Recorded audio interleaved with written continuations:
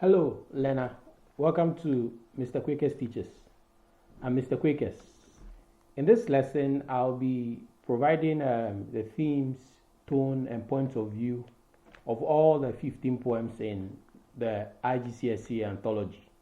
Now, this lesson is divided into two parts. In the first part, I'll speak about the themes, tone, and point of view of all the 15 poems. But then in the second part, I'll speak about the structure and the form of each of the poems. So if you just want to focus on the structure and on the form, you can just jump to part 2 of this video. But if you want to look at the whole thing or just the first component, then you can just stick with me. Now, the thing is that this analysis is part of a course, so you can subscribe to the course that provides detailed analysis of all 15 poems for just £5 a month. I'm trying to make it very affordable for every student. Alternatively, if you have a long time to prepare for the exam, like a year or more, then you can buy the course for only £45 a year. That means you get to save 3 months of subscription. Now, additionally, at Mr. Quickest Teaches, we also provide tuition for all the components. So the prose, poetry, which is what this is part of, and then the unseen as well, and the drama. We provide tuition. We also have other teachers in Mr. Quickest Teachers who provide help or tuition in the sciences and other subjects. I myself actually help with English literature, geography, and history. Now the thing is that for our tuition lessons, you can have like a trial lessons, and then if you like it, then you can sign up. But if you don't, with no questions asked, you can look for somebody who can provide you a proper assistance. Now, let's begin with this analysis. Now, the first poem we'll look at is Sonnet 18 by William Shakespeare. Now, in terms of the themes of the poem, we know about sonnets. Sonnets are usually themed on love, and this is no exception. But then in the poem, we see exaggerated language of love, which is something that people we use a lot when they're in love. But then this poet also talks about the eternality of the beauty or the love that he feels for his lover. In fact, he says, "Shall I compare thee to a summer's day?" And then he just begins to go on and on about her. Then we also see a theme which is beauty is in the eye of the beholder, and then poetry and inspiration for love. And there's this saying that at the time of love, everybody becomes a poet. Now, in terms of the tone of the poem, which is how the speaker speaks about his love or his love interest, we see the tone of pride, or he's very proud, he's quite boastful, and other kinds of tones that we see. Now, in terms of the point of view of the poem is written in the second person point of view. And that means that this speaker is speaking directly to his love interest. And so we see the use of archaic variants of you, yourself, which is like thee, and thou, like you and your kind of. And that's what we see all throughout the poem in terms of the point of view. So the speaker is speaking directly to his love interest and not to the reader. Now, in the second poem, which is Song Love by Afra Ben, in terms of the themes of the poem, we see love and heartbreak. But because this speaker is speaking about heartbreak because she's been jilted essentially by her lover. And so she begins to talk about love in very, very, very negative ways. So we see the pains of love, for example, when she talks about love, and then she actually personifies love in the poem, which is something that you can see in the analysis.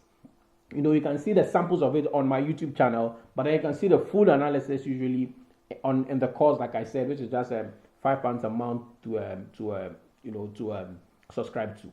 Then we also see themes like the negatives of falling in love and then the vileness of love. She speaks about love in like somebody who's brokenhearted, and we see that quite shaking. So she talks about how love is like sort of like a villain or a tyrant that provides instruments that causes pain to both to her and then to a love interest. But a love interest appears to use it to negatively inflict pain on her, but she doesn't use it. So at the end of the day, she says love won, her love interest won, she lost. Now, in terms of the point of view of the poem is recounted mainly with a blend of the second, and the first person point of view. So we see the third person point of view when she's speaking about the personified love. Then we see the second person point of view when she's speaking to a love interest.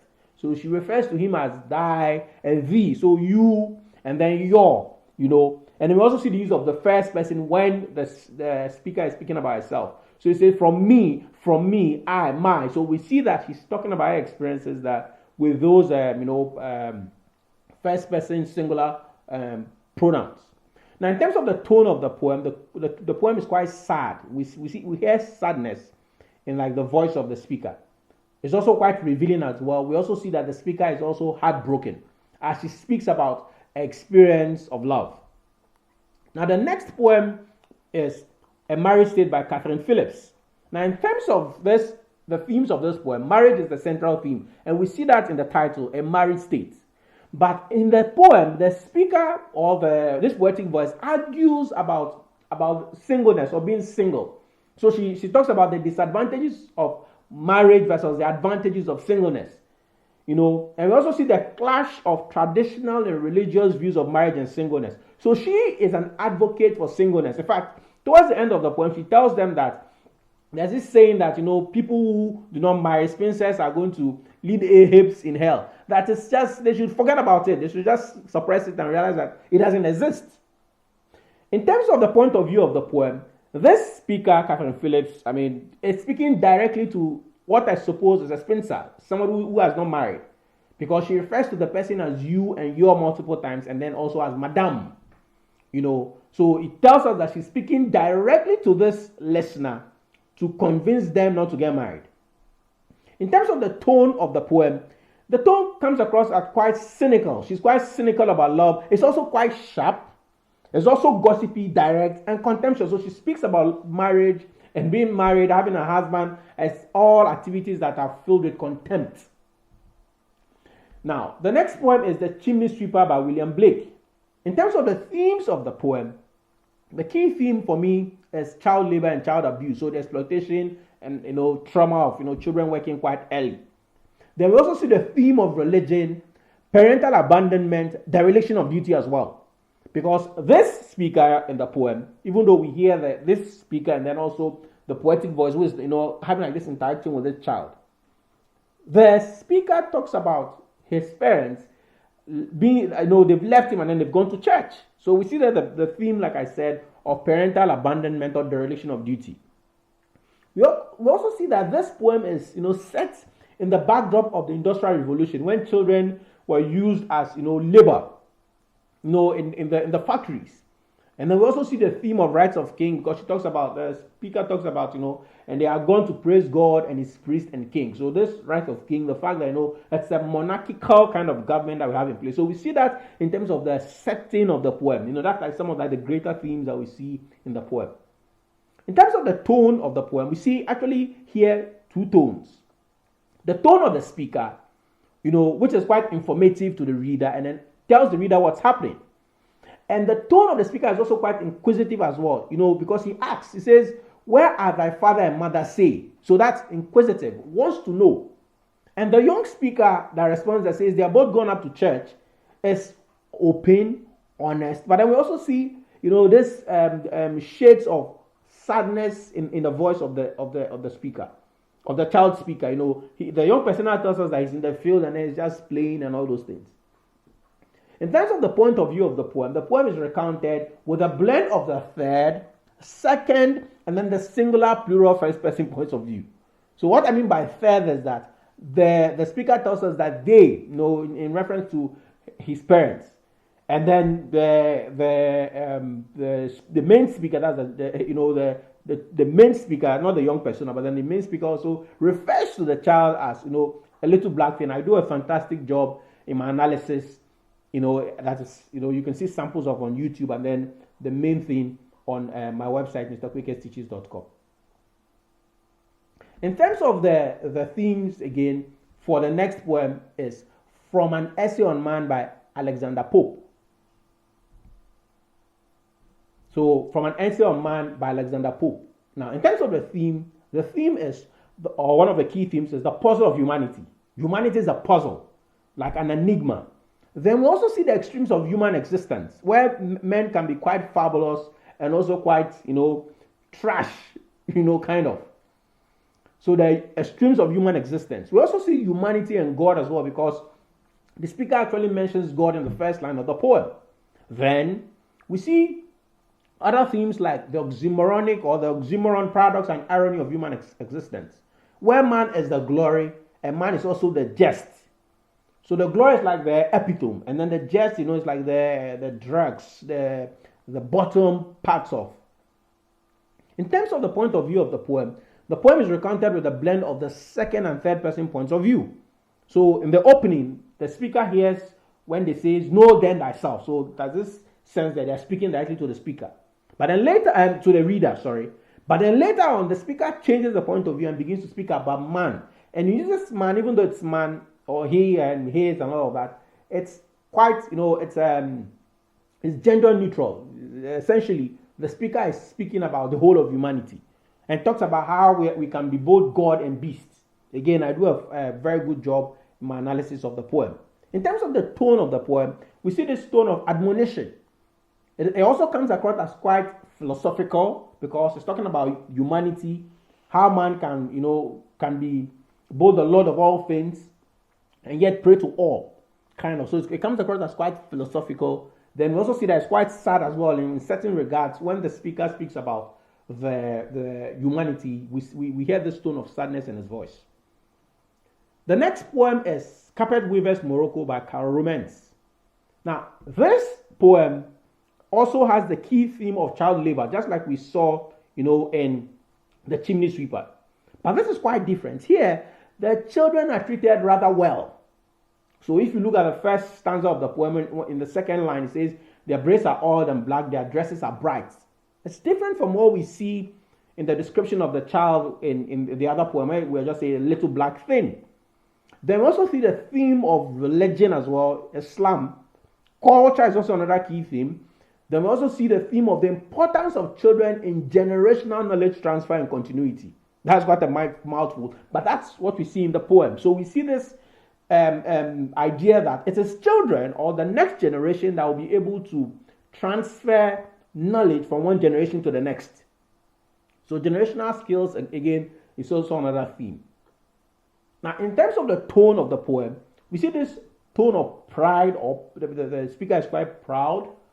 It's also quite informative as well, right? Then we also see the theme of respect, or being quite respectful. The speaker is respectful about the way the children behave. Then, in terms of the point of view of the poem, it's written in the third person omniscient point of view. What I mean by omniscient, which I suspect you know, is that this speaker appears to know everything about the children, about the carpet they are making, about how the carpet also moves around.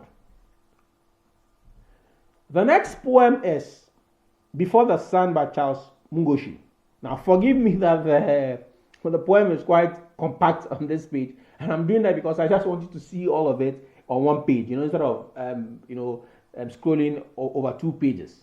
But the key theme of this Before the Sun is the wonder of nature. That like nature is wonderful. Then we also see the theme of the love of nature, outdoor living, working outdoor, and then eating natural food. So those are like some of the key themes. But the key theme that I see, it's the love of nature, which is the central theme of the poem, because this speaker is outside and then begins to roast some corn and then invites the son to come and join him in his meal. Now, in terms of the tone of the poem, it's quite joyful. There's also this idea of praise or playfulness, right, in the poem. The next poem is Storyteller by Lochhead.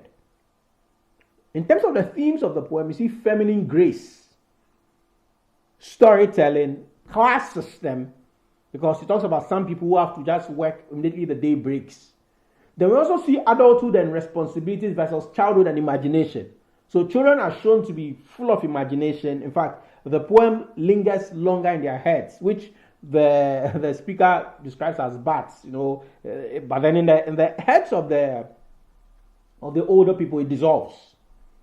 We also see the theme of the role of women, their importance, that women sometimes hold society together, because it's as this storyteller tells the story that multiple people in the poem are able to carry out different functions that helps, uphold society. Even though you can say it's a family, but then it's society is made up of singular, families.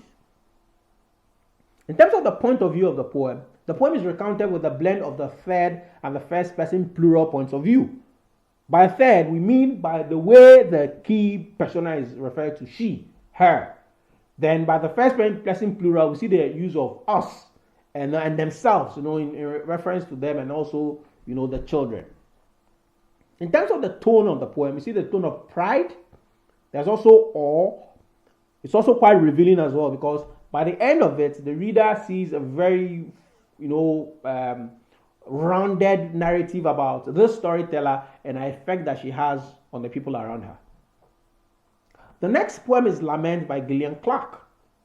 Now, the key themes of this poem is the negative effects of human actions on nature. So, in the poem, the speaker lists multiple animals and multiple areas that human actions has been like a negative, has had like a negative effect on humanity. Then we also see themes like liquid, solid, and gas pollution. Then we see the theme of migration, land and sea pollution, war. So it talks about people dying. We see the themes of climate change and global warming. We also see the theme of extinction of languages, among other themes. So this poem essentially is littered with how human actions has negatively affected society, the world, essentially, and made the world a much more dangerous and difficult place to live in. Now, in terms of the point of view, the poem is recounted in the third person point of view. So this speaker just tells us about what's happening in the world, to the reader. Even though she talks about, different individual ways that, the world has been affected. In terms of the tone, it's quite elegiac. So it's like an elegy or like a dirge. So it's a dirge-like lament. In fact, the title of the poem is Lament. But then by the end of the poem, we see that the speaker or the poetic voice is resigned. It's like, well, there's nothing that can change. It's just going to get worse and worse and worse. The next poem is Report to Wordsworth by Bo Kim Cheng. Now, in terms of the themes of the poem, the key theme of this poem is nature. Destruction of nature as well. Because he lists pollution and Proteus, Neptune, Triton, and God himself as dying. I mean, so at the end of the day, it's like this apocalyptic results of man's actions, essentially. So nature, destruction of nature. Now, in terms of the tone of the poem comes across as quite pleading. So this speaker pleads in the opening line for the presence of Wordsworth. Says, I wish you were here, kind of. No, nature has need of you. That kind of sense. Then we also see the blend of, in terms of the point of view, the blend of the second person point of view, which gives the impression that she's speaking directly to the absent Wordsworth, earnestly wishing that he were here. So the speaker, Wordsworth, the speaker, Chen, essentially, or the speaker wishes, quite strongly that, Wordsworth was there to help. Then we also see the use of the third person as well, as he, the speaker narrates the actions of humanity and its effects on nature. The next poem is A Different History by Suyata Bhatt. In terms of the themes of the poem, the key theme is religion, because it talks about the migration of Great Pan and how religion is different from, I suspect, Greece, where Great Pan is originally from, to India. So we see the theme of history, migration, colonialism and imperialism, and then language. In fact, the entirety of the second stanza of the poem is about language and how language is used as a weapon of oppression. Now, in terms of the point of view of the poem is recounted with a blend of the third and the second person points of view. And then in terms of the tone of the poem, there's this tone of pride. The speaker is quite proud of the fact that, Great Pan can move to India and be at peace, be able to roam freely. It's also quite lecturing as well, because it tells you how to treat books, and it's also pensive, something that makes you think, and also enlightening as well. So by the end of it, you realize that no culture or no language, of power can truly be said to be pious or entirely perfect. Every language essentially has been used to control people. The next poem is Hunting Snakes by Judith Wright. Again, the key theme of this poem is the wonder of nature, but the speaker uses the image of this snake that she holds in awe, as the image of the wonder of nature. So we see themes like the love of nature, and we also see themes like the outdoor living. Living outdoors, just like what we saw with, before the sun. Now, in terms of the point of view of the poem is recounted with a blend of the first person plural and the third person point of view.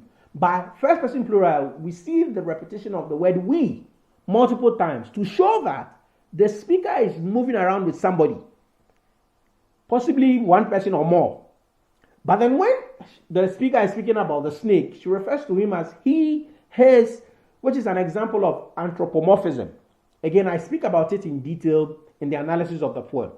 Now, in terms of the tone of the poem, which is the speaker's attitude to the subject matter or the snake, we see this tone of awe, praise, but there's also this sense of sadness or poignancy as well.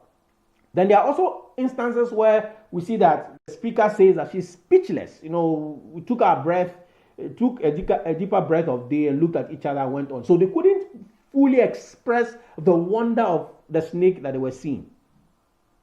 Now, the next poem is The Cockroach by Kevin Halligan. This poem, again, in terms of the themes of the poem, the key theme is nature. Then we also see the theme of man and nature. And then we also see the similarities between man and nature as well. So those are the key themes. There may be more. I suspect that as a reader, you'd have seen some of the other themes as well. But in the poem, essentially, this speaker sees this cockroach and then begins to look at it in amazement, and then suddenly gets an epiphany, which is one of the tones that we see.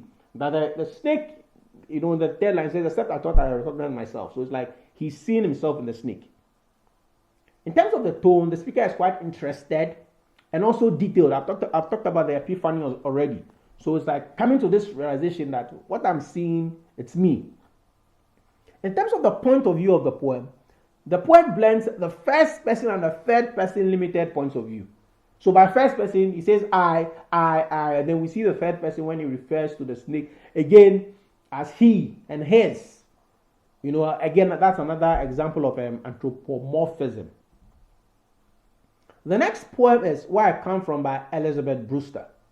Now, the key themes of this poem are identity and heritage.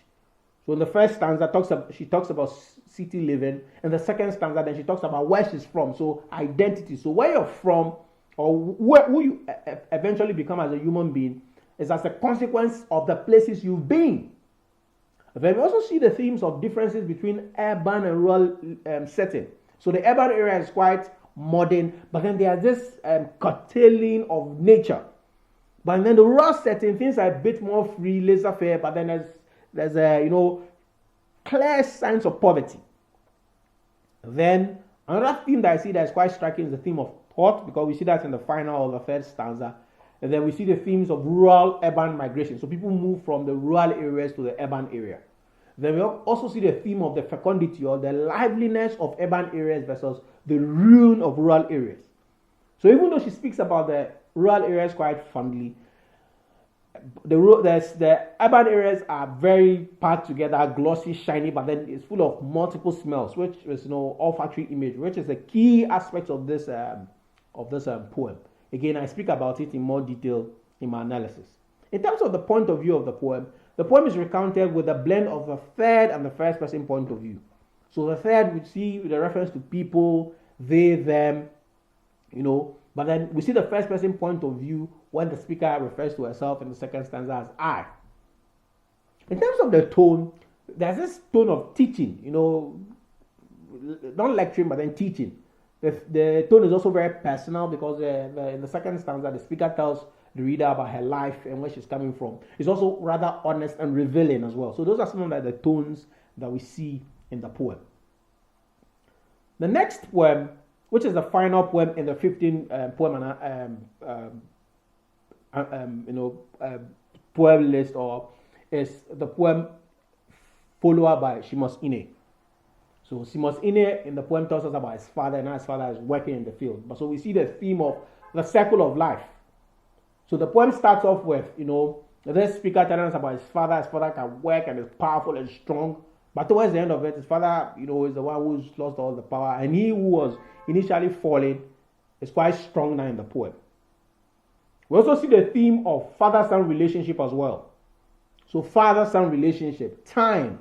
The fact that time, can remove all advantages, what we consider advantages. Growth is also another theme. So in terms of this poem, I see, carpet weavers Morocco here in this poem as well, but not maybe in that sense, because in this poem, the speaker does not work. Instead, he just looks on and his father works and, goes around everywhere with his father. Then we also see the love of nature as well, farming and farm living, and then generational continuity. So those are the key themes that we see in Follower by Simos Ine. Now, in terms of the point of view of the poem is recounted with a blend of the first person and the third person points of view. So we see the first person when the speaker refers to himself as my, and me and I, and then we see the third person when he refers to his father as he and his, again telling us how his father works. In terms of the tone of the poem, we see the tone of awe, respect, praise, but there's also this buoyancy or sadness that we see towards the end when his father begins to fall. The poem also sees the tone of the use of the tone of self-depreciation. So when the speaker sometimes speaks about himself, he talks about himself yapping. That's self-depreciation, but I like it because it's quite honest. Then we also see the tone of deep desire and then joy or joyfulness as well in the poem. Now, this is the second part of the video. Now, in this second part, I speak about the structure and then the form of all these 15 poems. Now, this is quite useful because you have to speak about the structure and then the form of the essay if you're looking to get at least an A or a grade 8 or 9 in the IGCSE or GCSE if you're writing it in the UK. And like I mentioned, I have the detailed analysis of all the 15 poems on my website, mrquakersteaches.com. So you can subscribe to it for only £5 a month, or you can buy the entire analysis for £45 a year. That's for 12 months. That means that you save 3 months of subscription. Now, additionally, we also provide tuition at Mr. Quaker's Teaches, online tuition for students all around the world. So we provide tuition in English language, English literature, geography, history. I teach those subjects personally, and there's other teachers also help as well with other subjects like math, physics, the triple sciences and the like. So please reach out to me at mrq@mrquakersteaches.com. That's, you can send me an email directly. So mrq@mrquakersteaches.com. Now, additionally, for this bit about the tuition I just mentioned, we have a free trial lesson. So you can just try have a free trial lesson. If you like the lesson, you can sign up. If you don't, then we wish you the absolute best. Now, in terms of the structure of the poems, the first poem here is Sonnet 18 by William Shakespeare.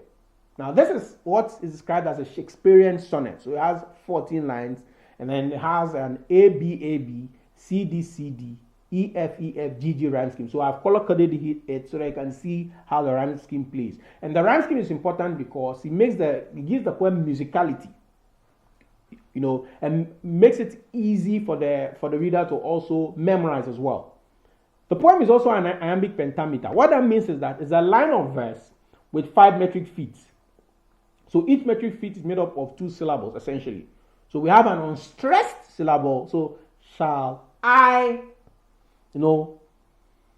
compare. So we see that the unstressed syllable comes before the one long stress, syllable. So that is an iambic pentameter. And so that gives the poem some musicality. So it's like the da-dum, da-dum, da-dum. And that is what we see in terms of the form and the structure of the poem of William Shakespeare. And it's important that you speak about the form and the structure of the poem if you're looking to get at least an A or an A star, or a grade 8 or a grade 9. The second poem is Song Locked Arm by Afro Ben. Now, in terms of the form and structure of this poem, the poem actually has 16 lines, which is broken into 2 octets. Octet essentially means 8-line stanzas or an 8-line stanza. Now, the poem has an A, B, A, B, C, D, C, D, E, F, E, F, G, H, G, H, rhyme scheme. Again, I've color-coded it for you to see the rhyme scheme. So it gives the poem musicality and rhythm. Now, the poem also has 3 sentences, and that creates the impression that every love relationship is made up of 3 people. Personified love or love, and then 2 lovers. So male and female. So that essentially is the form and structure of Song Locked Arm by Afro Ben. Now, the third poem is A Marriage State by Katherine Phillips. Now, in terms of the form and structure of this poem has 16 lines in total. And then it has an AA, BB, CC, and then quadruple D. So D, D, D, D, EE, FF, GG rhyme scheme. Now, the fact that the speaker uses 16 lines, which is 2 lines more than a sonnet, which usually has the theme of love, may be a way of caricaturing love. She's trying to make a joke of love. And let's resolve marriage because, if you're in love with somebody, not always, but then in some instances it leads to marriage. So she's making a whole joke about love and marriage. Again, this poem also has like an iambic pentameter as well.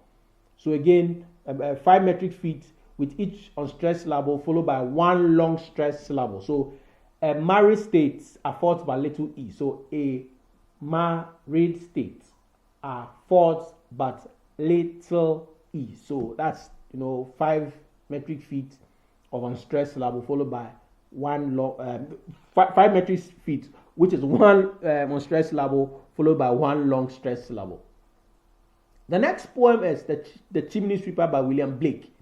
Now, in terms of the form of this poem and structure of this poem has 12 lines, but each of the stanzas is actually broken into a quatrain stanza. So essentially, we have 3 quatrain stanzas, and it also has an AA, BB, CA, CA, DE, DE rhyme scheme. So I'm using the color codes to make it very easy for you to see how we come about the rhyme scheme of a poem. So what that does in terms of the rhyme scheme is that it gives the poem make the poem sound like a very mournful cry that is unforgettable to the reader. So the reader can almost hear the sound of weeping in the voice of the child, or which is like the young persona. Then the poet also uses enjambment as well.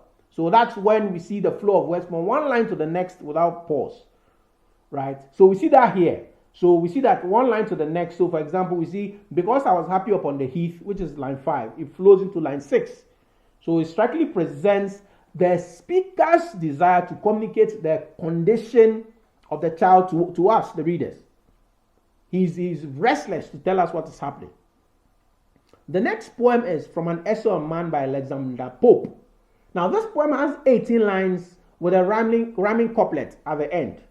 So we're giving it an AA, BB, CC, DD, EE, FF, GG, HH, II rhyme scheme. So again, it gives it musicality and rhythm. So this poem, we see that every couplet sort of rhymes. Every couplet rhymes. Now, again, this poem also, we see the use of iambic pentameter as well in the poem. So a line of verse with 5 metric feet with an unstressed syllable followed by 1 long stressed syllable, which reinforces the rhythm and musicality of the poem. Now, the next poem is Carpet Weaver's Morocco by Rumens. Now, this poem is a free verse poem. By that, we mean that there is no rhyme scheme in the poem. But then, the poem is broken into 4 tacet or 3-line stanzas. So it has 12 lines in total. So which gives the poem very orderly appearance on the page, like the weaving that is being made or that was being done by the children. Now, each line of the poem also has like a full stop. So line 1 is a full stop, line 2 is a full stop, line 3 is a full stop, line 4 is a full stop, line 5 to line 6. Full stop, full stop, full stop until line 10. Except in the 4th stanza, which we see from their fingers, the colors of all that will fly. That's line 11 to 12. That's where we see the use of enjambment. So the use of enjambment powerfully presents the critical role that children play in generational knowledge transfer. So they're like, like think of them like, the baton, that's, the 4x4 athletes or runners use, and then to the next generation. So that's what the writer uses the enjambment there to show that the children are the knowledge bearers to the next generation of the wisdom or the artistic ability of their generation before. The next poem is Before the Sun by Charles Mungoshi. Now this poem is quite lengthy. It is 46 lines in total, but then it's broken into 9 stanzas. Now the poem is also a free verse poem, which means that it does not have a rhyme scheme. Now if you observe the poem, you see that it has like irregular line lengths. So some of the poems are long, some of the lines are long, some of them are short. In fact, in the second stanza, we see a line with just the word arc. So the writer uses, or the speaker uses, to alluding to the unpredictability of outdoor living. So if you're living outdoor, it's very unpredictable. It's not something that is redeeming that you can say, oh, this is exactly what will happen when I go outdoor. I mean, you could be chased by maybe an animal or whatever, or beaten by a snake or whatever. Or you can have like the best time, the absolute best time, maybe for example, when you're looking at the northern lights. The poet also employs enjambment, singing the flow of words from one line to the next without pause. So essentially, we see that all throughout the poem. The next poem is Storyteller by Lochhead. Now this poem also is a free verse poem, but the poem has 30 lines in total. It also has irregular line and then stanza length. So you see that some of the lines, the stanzas, the length of the lines are long, some are short. Now the number of lines in each stanza increases as the poem continues. So the first stanza has like 5 lines. The second stanza has 6. The first stanza has 9. And then the fourth stanza has 10 lines. So the poet also employs enjambment, singing the flow of words from one line to the next without pause, which powerfully communicates the fluidity of her thoughts. So I think she uses the increasing number of lines in each of the stanzas to show that there's more and more information, as the story continues. The next poem is Lament by Gillian Clark. Now, in terms of the form and structure of the poem, again, this poem is a free verse poem. So we see that in the lack of rhyme scheme.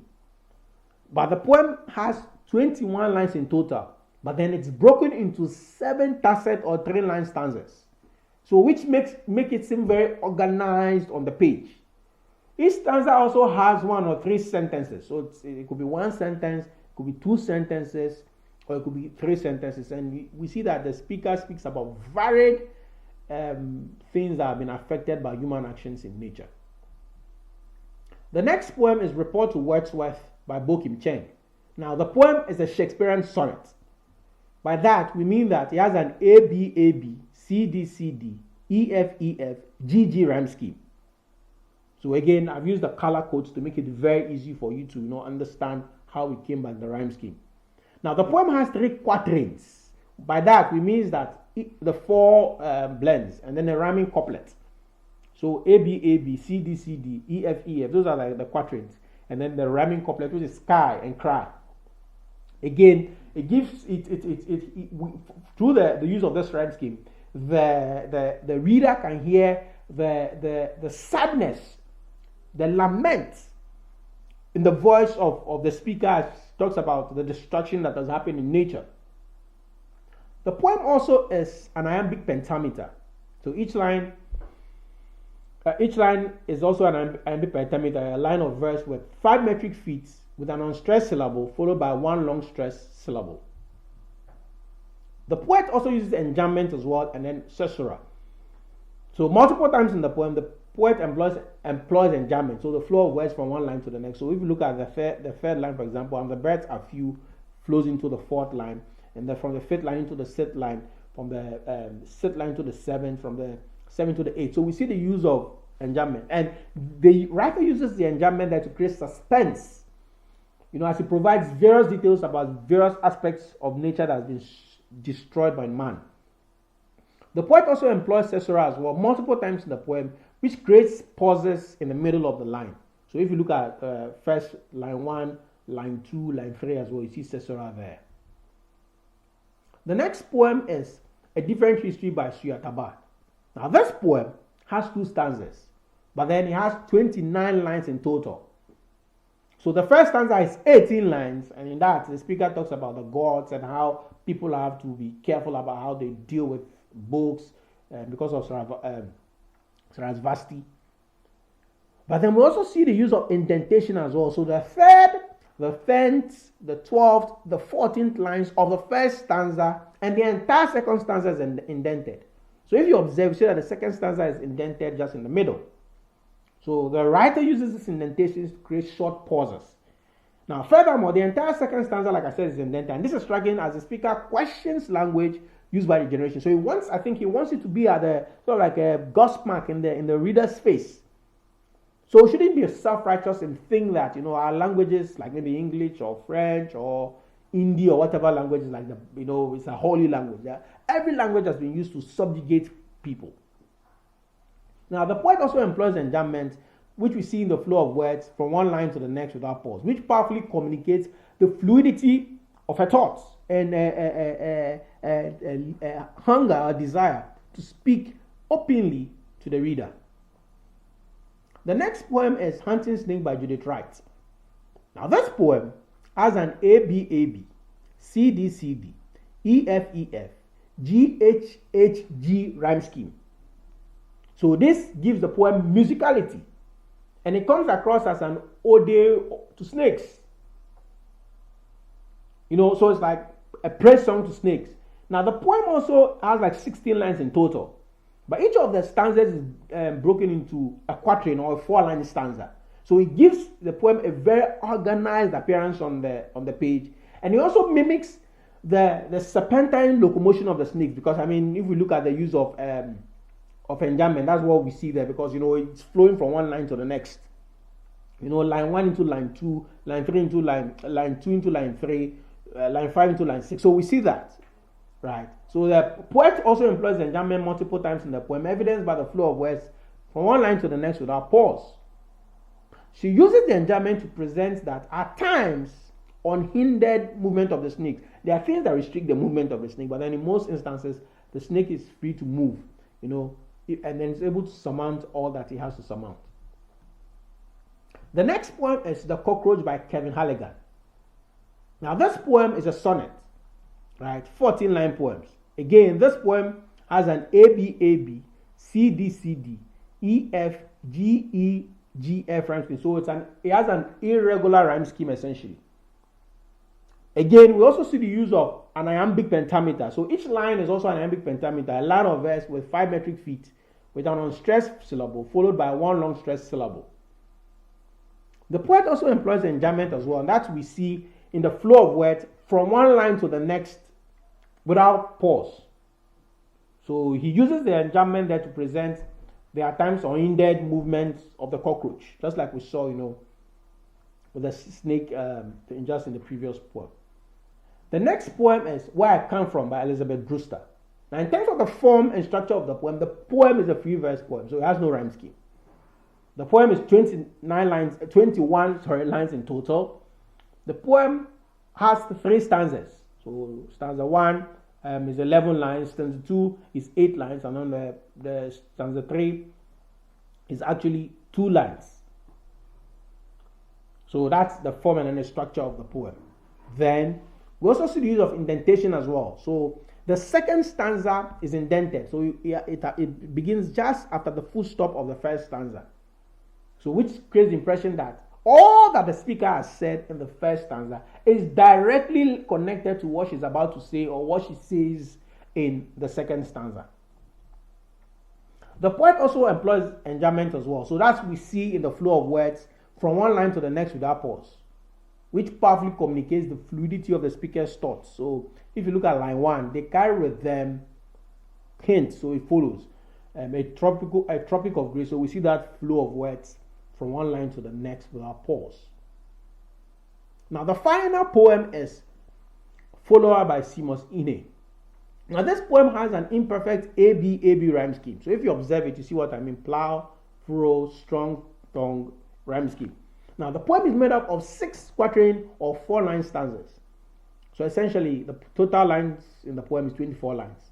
And I think the poet does this because He wants to show us the very organized manner in which his father was plowing or breaking the soil as he prepares it to plant. The poet also employs enjambment, seen in the flow of words from one line to the next and one stanza to the next. So you see that, for example, in stanza 2 to stanza 3. So there's no full stop at the end of stanza 2 into stanza 3, which powerfully communicates the fluidity of his thoughts and the ceaselessness of his father working in the field. So his father worked quite masterfully and ceaselessly in the field. Now, this analysis is part of a detailed analysis of all 15 poems I've done on my website, mrquickesteaches.com. The link is on the description below. So you can just click on it and then you'll be taken directly to the course. Like I said, it is only £5 a month for subscription, or you can buy it for an entire year for £45 for the year.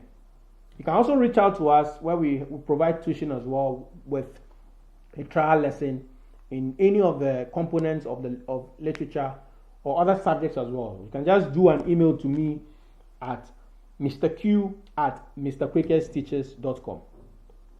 Now, until the next time, thank you for joining the lesson. From me, Mr. Quickest. Bye-bye.